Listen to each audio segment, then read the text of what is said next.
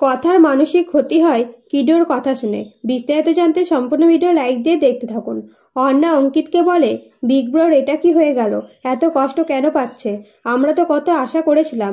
এদিকে জুনি বলে, মেয়েটার কপালে কি সুখ নেই?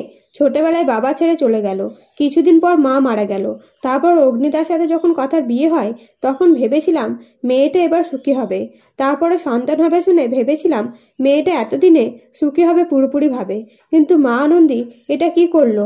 কথা তো মা আনন্দীর পুজোতে কোনো ত্রুটি রাখতো না।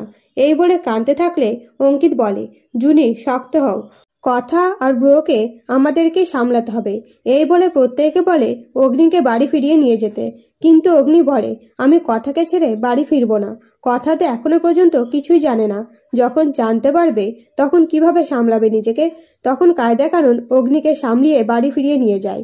তখন সকলে অগ্নির সাথে কথা বলার চেষ্টা করলে অগ্নি কারোর সাথে কথা না বলে নিজের রুমে চলে যায়। তখন পিসিয়া বলে, মা, অগ্নি তো কারোর সাথে কথাই বলছে না। তখন অগ্নির মা বলে, কথা অগ্নি আবার মা হবে। তখন কথা দিদা জুনিকে জিজ্ঞেস করে, কথা কেমন আছে? তখন জুনি বলে, কথা ভালো আছে, তবে ডাক্তার বলেছেন কথা কোনোদিনও মা হতে পারবে না। এই কথা শুনে কর্তা দিদা ভেঙে পড়ে এবং অসুস্থ হয়ে পড়ে।